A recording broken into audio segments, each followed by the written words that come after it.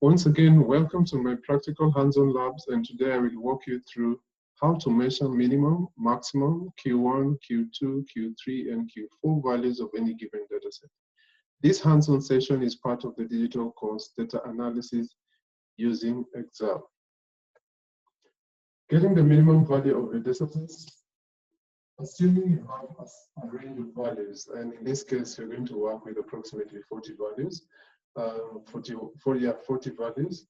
To calculate the minimum value, instead of skimming through the individual values trying to find out the minimum value, Excel provides a formula that can quickly give you the minimum value over a set of values.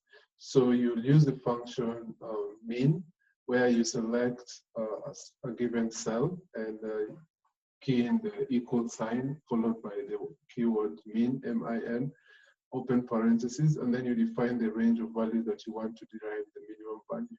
After that, you press the enter button, and it will automatically calculate and gives you the minimum value out of this data set is 1,684. The next is going to be calculating the maximum value in your data set.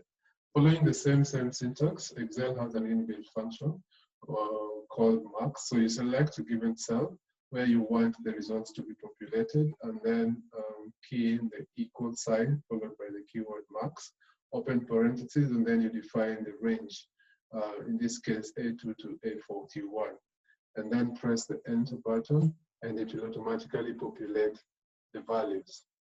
The next is going to be calculating Q1, Q2, Q3, and Q4.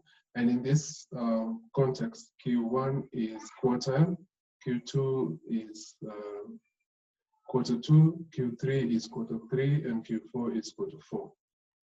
So this is a way of, given a range, what we mean by quarter is your data set is split into 4 equal parts.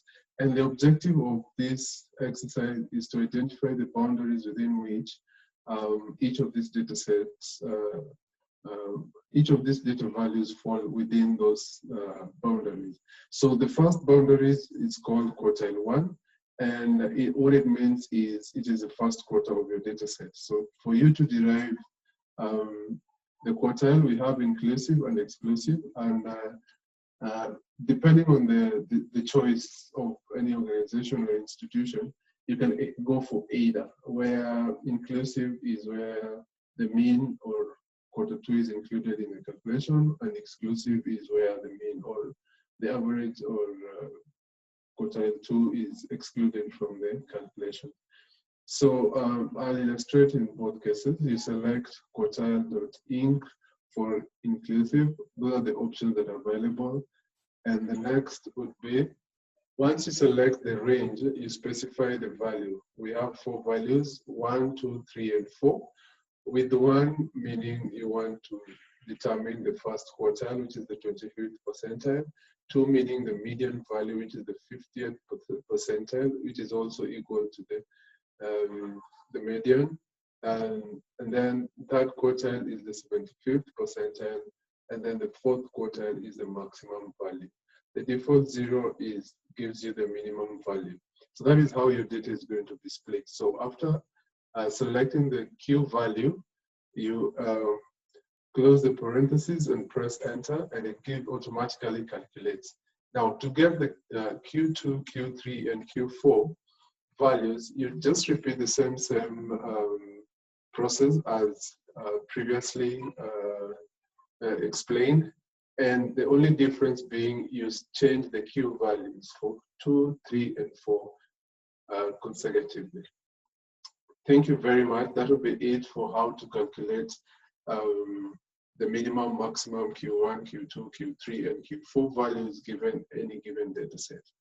The next hands-on practical lab would be how to analyze data using variance and standard deviation.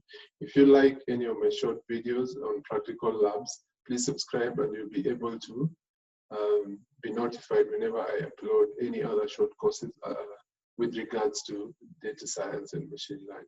Until next time, thank you very much for following through. Goodbye.